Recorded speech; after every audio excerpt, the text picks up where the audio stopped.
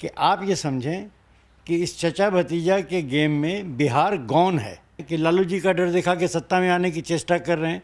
लालू जी की सारी पॉलिटिक्स उनके बच्चों ने नीतीश चचा के खिलाफ लगा रखा है।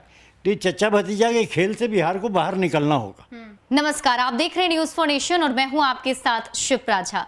बिहार में कुछ ही महीने बाद विधानसभा के चुनाव होने हैं। अभी बिहार में लड़ाई सिर्फ और सिर्फ महागठबंधन और एनडीए के बीच थी। ये दो ही विकल्प जनता के सामने थे, लेकिन अब तीसरा मोर्चा खड़ा हो रहा है जिसका नाम है वंचित समाज पार्टी। वंचित समाज पार्टी के बारे में आज हम चर्चा करेंगे, जानेंगे कि वंचित समाज पार्टी जनता के लिए किस तरीके से नया विकल्प साबित हो सकता है, क्या कुछ एजेंडे होंगे। इन तमाम मुद्दों पर बातचीत करने के लिए हमारे साथ वंचित समाज पार्टी के राष्ट्रीय उपाध्यक्ष ललित मोहन सिंह जी हैं। सर, सबसे पहले तो बहुत बहुत स्वागत है आपका न्यूज फॉर नेशन में। धन्यवाद। अभी तीसरा मोर्चा, तीसरा ये नया एक विकल्प जनता के सामने आने वाला है, क्या प्लानिंग है आपकी? देखिए, सवाल उठता है कि तीसरा मोर्चा हमें क्यों चाहिए बिहार को। आप अभी एक बुनियादी चीज़ समझ लीजिए कि एनडीए लड़ रहा है लालू यादव के नाम पे, यूपीए लड़ रहा है नीतीश हटाओ अभियान। तो ये चचा भतीजा का जो कॉम्बिनेशन बना हुआ है, एक दूसरे को हटाओ अभियान, इसमें बिहार गौन हो गया है। थर्ड फ्रंट की ज़रूरत मैं इसलिए महसूस करता हूँ और इसे इसलिए सामने खड़ा कर रहा हूँ आपके आम जनता के सामने कि आप ये समझें कि इस चचा भतीजा के गेम में बिहार गौन है।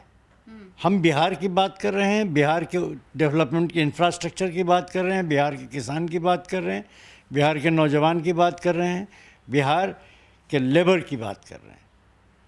इसलिए आपको अगर सचमुच बिहार से मतलब है, बिहार की आप बात सोचते हैं, तो आपको इस बार तीसरे मोर्चे को छोड़ने के अलावा कोई विकल्प आपके पास है नहीं। क्योंकि नीतीश जी लालू जी का डर दिखा के सत्ता में आए और अब फिर दोबारा वही काम कर रहे हैं कि लालू जी का डर दिखा के सत्ता में आने की चेष्टा कर रहे हैं।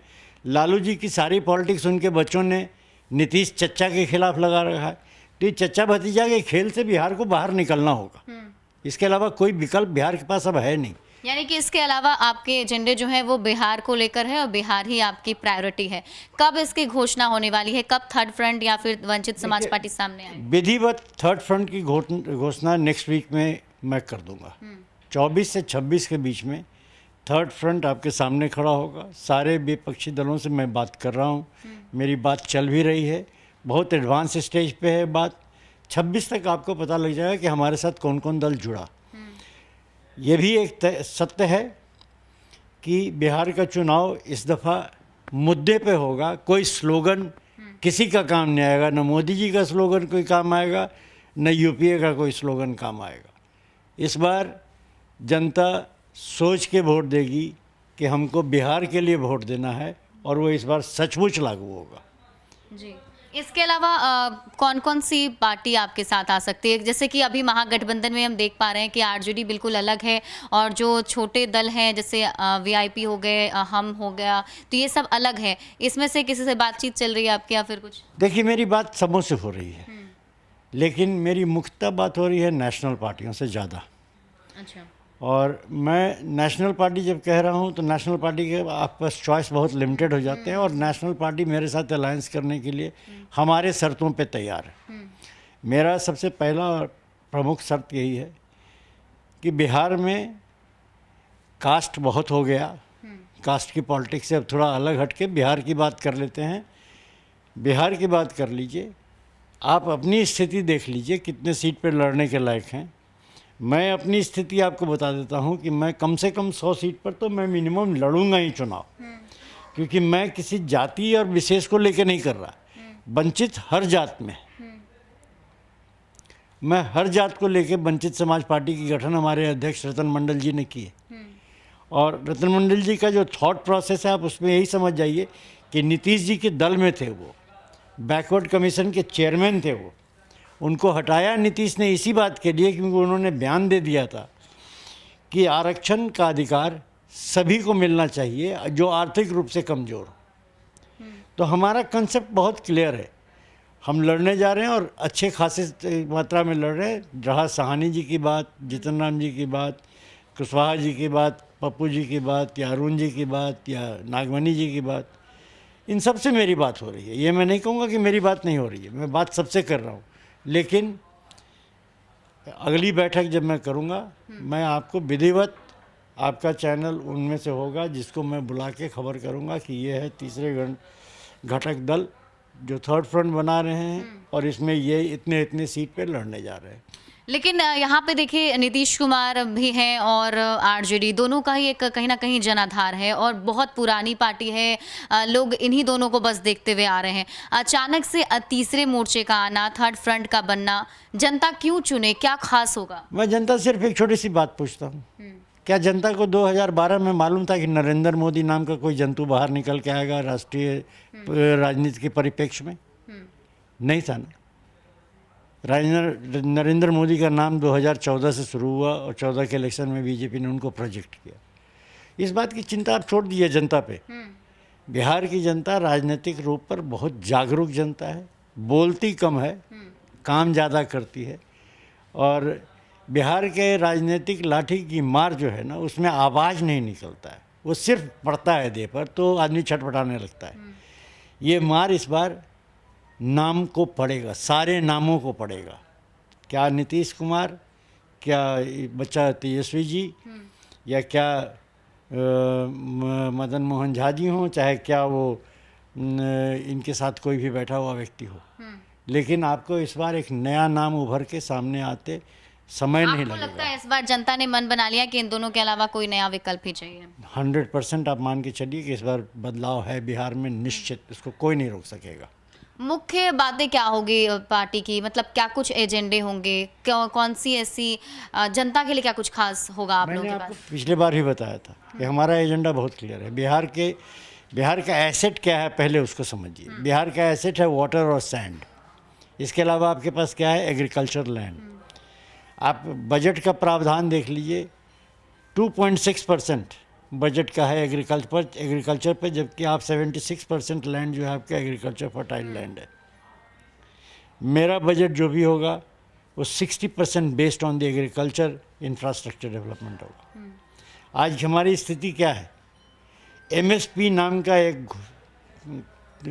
घोड़ा प्रधानमंत्री जी अपने कार्यालय में बैठे हुए, एयर कंडीशन चैम्बर में बैठे हुए उनके चमचे एक प्राइस तय कर देते हैं।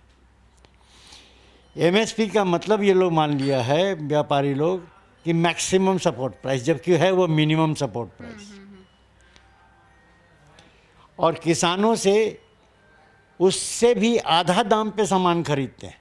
मेरे पास ऐसे ऐसे रसीद हैं, इतने बड़े बड़ी मल्टीनेशनल कंपनी के रसीद हैं कि अगर जो आज दिखा दूं तो माननीय प्रधानमंत्री को जवाब देना मुश्किल होगा कि ये मल्टीनेशनल कंपनी जो पद्मश्री और पद्म भूषण लेके बैठ गए हैं इनके लोग, वो कैसे मक्का की खरीदारी या धान की खरीदारी उन लोगों ने किसानों को कैसे लूटा है। 900 रुपये मक्का खरीदा जबकि रेट 1750 का है, और ये मल्टीनेशनल कंपनी ने खरीदा है, जिसका मैं पर्चा दिखा सकता हूँ एनी मोमेंट।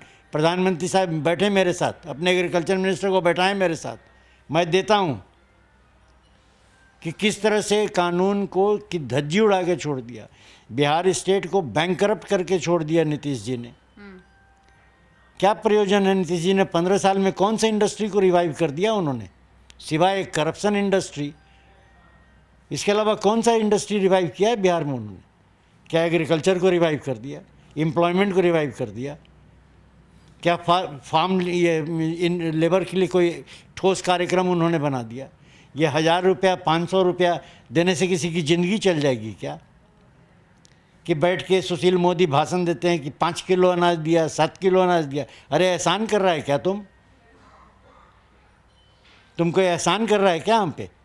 तुमको पता भी है क्या इस देश की जनता को कि 1 रुपया कमाने वाला आदमी आज 87 पैसा टैक्स भर रहा है, डायरेक्ट इनडायरेक्ट टैक्स।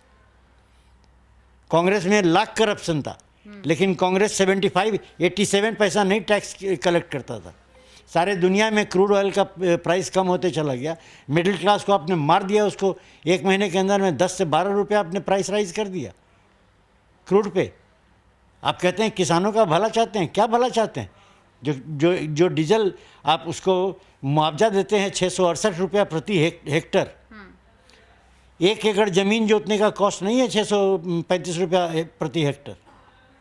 1 एकड़ ज़मीन जोतने के लिए जाइए तो घंटा के हिसाब से 1000 रुपया लेता है ट्रैक्टर वाला। किसानों के साथ क्या किया आपने? किसानों को आपने खिलौने की तरह उछाला है और बिहार के लोग उछलते रहे हैं सिर्फ इस बात पे कि नरेंद्र मोदी जी हैं, तो कभी फलाना जी हैं, तो कभी नीतीश जी लुग्गा साड़ी दे के लोगों को बहलाते रहते हैं। लुग्गा साड़ी देने से वोट मिलता है? मिल गया, वो जितना समय था मिल चुका। हर चीज़ का एक अंत का समय होता है। नीतीश जी का अंत इस बार निर्धारित है, उसको कोई नहीं रोक सकेगा। चलिए, बहुत बहुत शुक्रिया हमारे साथ जुड़ने के लिए। तो ये देखिए, इन्होंने साफ साफ कह दिया है कि अब नीतीश जी का अंत समय जो है आ गया है। अब जनता के सामने नया विकल्प होगा, वंचित समाज पार्टी। और जिस तरीके से एजेंडे सेट किए गए हैं और जो लोग इनके साथ आने वाले हैं, जब इसकी घोषणा होगी उसके बाद जनता कहीं ना कहीं इसको एक नए विकल्प के तौर पर देखेगी। ज़्यादा अपडेट के लिए आप जुड़े रहिए न्यूज़ फॉर नेशन के साथ। नमस्कार।